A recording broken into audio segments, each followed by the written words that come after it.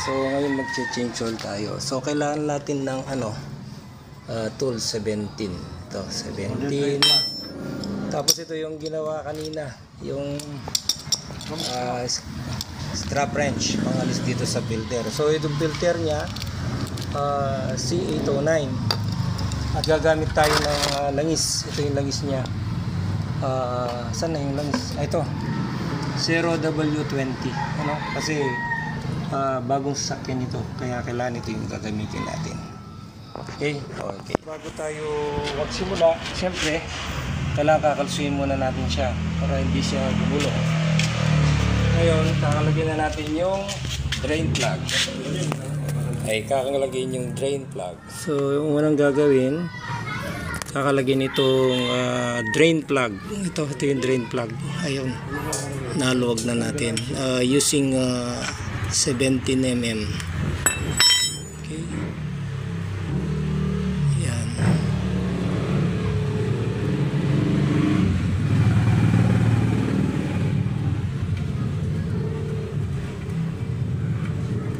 Drain plug yan.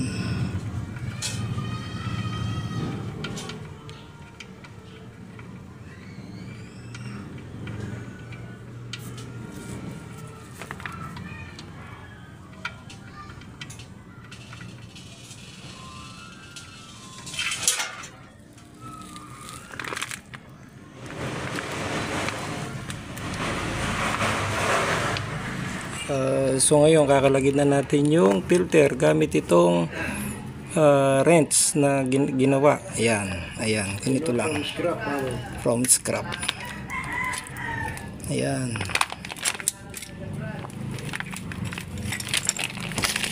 nakalag na natin. So ito, siyempre ilalagay natin itong oil pan. Ayan, nakalag na.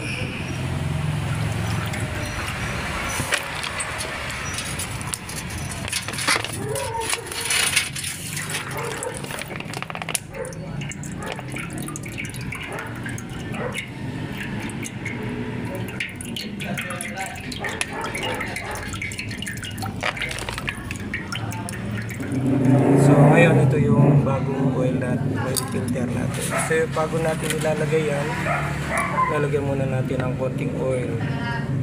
Tsaka yung seal.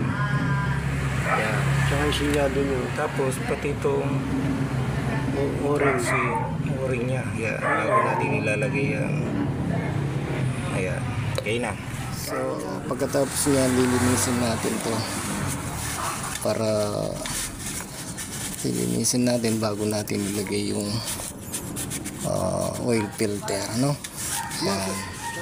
So kailangan linisin mabuti yan. Ito, pagkatapos nating linisin yan, ngayon ilalagay na natin itong drain plug.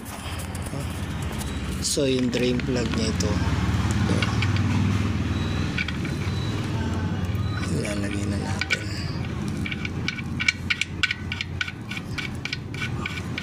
So yan, pagka nalagay na yung drain plug, siyempre iigpitin natin ulit yan, itong 17. Ayan,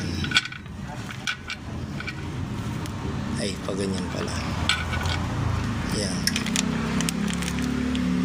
hindi naman kailangan ng totally maigpit dito. Ayan, yun, sapat. Ayan, ayan.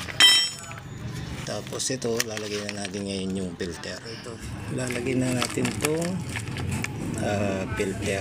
Kaso hindi ko lang may tumulo. Kailangan medyo may tumutulo. Ayan. Tingnan natin, So pagka ikpit nyo ng kamay yan, pag-ikpit nyo ng kamay, dali. Yan. Ayan. Malagyan natin ang marka dito. Let's say dito, Tapos yun dapat pupunta doon. Quarter. Yan. 1, 2.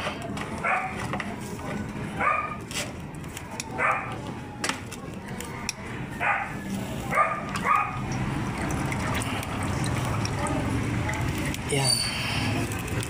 Tapos pupunasan natin yan.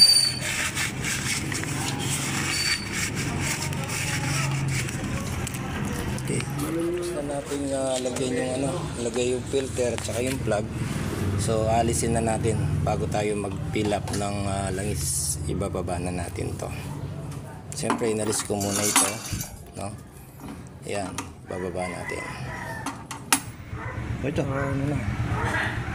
Dito ipipill up na natin ang Ito na kang pasya kasi Mariosa, pero kaya tumulo. Ay, Wala, maging budo ka. Itang budo ko sa ano.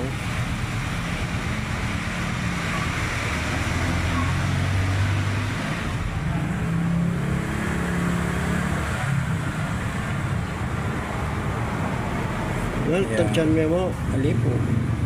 Measure up tayo kay Bat. Okay, stop yun yun. Titignan natin kung ilan na yung langis, dahil pipill up tayo. So asan na eh, nawala. Hindi ko nakita. Wala pa oh. Hanggang dito pa lang oh. Okay, oh. Wala pa. Sige pa, andali lang po. Isa pa. Baka hindi pa bumaba yung langis.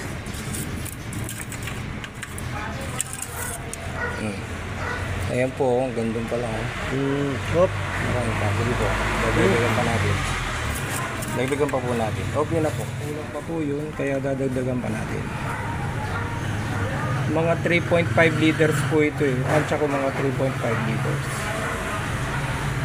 Hindi po natin dapat ilagay yung 4 liters na mga 3.5 lang. Okay? Patay ko.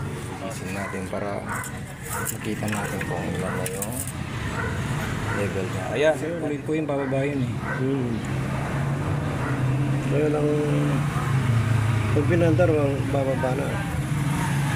Kaya nag-gauge ka pag nakaparada, pag umagat. Ayan, tingnan natin ulit. Kapag tumama na po doon sa level niya doon, okay na po yun. Tapos panda rin natin.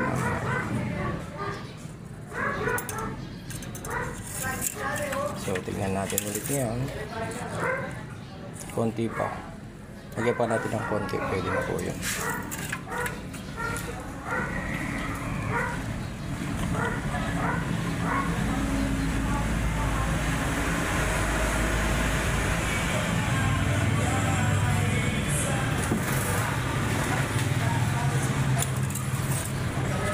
Kaya muna po natin bumaba yung langis. Ayan, okay na po. Ayun, nandito na siya. So, okay na yan. Okay? Ayan. Tapos tatakpan na ito.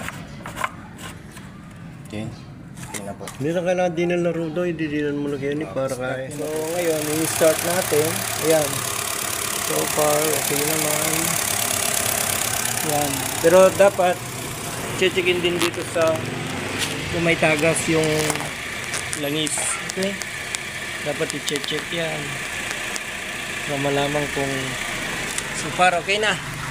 So ganun lang po yung pag-change oil. Wala po. So ito po yung binalitan natin. Yung filter at saka yung langis. Ayan, magagamit pa yung langis na yan. Yung filter po nito, ito 809. Okay po, maraming salamat po sa panonood. Please like and subscribe.